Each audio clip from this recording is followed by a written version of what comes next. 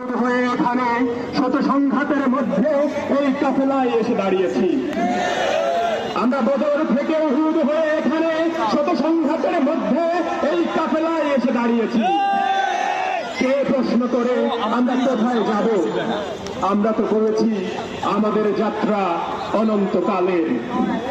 উদয় অস্তের ক্রান্তি আমাদের কোনো দিন বিহ্বল করতে পারেনি। আমাদের দেহ ক্ষত বিক্ষত, আমাদের রক্তে সবুজ হয়ে উঠেছিল মুতার প্রান্তর।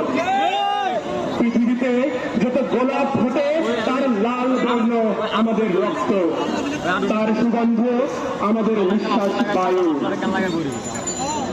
আমাদের হাতে একটি মাত্র গ্রন্থ আল কোরআন, আমাদের হাতে একটি মাত্র গ্রন্থ আল কোরআন। এই পবিত্র গ্রন্থ কোন দিন কোন অবস্থায় কোন তাওহীদবাদীকে থামতে দেয়নি। আমরা কি করে থামি? আমাদের গন্তব্য তো এক সোনার তরণের দিকে, যাই ভূপৃষ্ঠে নেই। আমরা আমাদের শহীদের চেহারার ভিন্নতাকে গ্রাহ্যের মধ্যে আনি না। আমরা আবু সাঈদ এবং হাবিবাইয়ের চেহারার ভিন্নতাকে গ্রাহ্যের মধ্যে আনি না। আমরা মুগ্ধ এবং হাবিবাইয়ের চেহারার ভিন্নতাকে গ্রাহ্যের মধ্যে আনি না। কারণ আমাদের আত্মার গুঞ্জন হু হু করে বলে আমরা এক আত্মা হয়ে আছি, এর আদি বা অন্ত নেই। 1500 বছর ধরে সভ্যতার উত্থান পতনে আমাদের পদশব্দ একটুও থামেনি।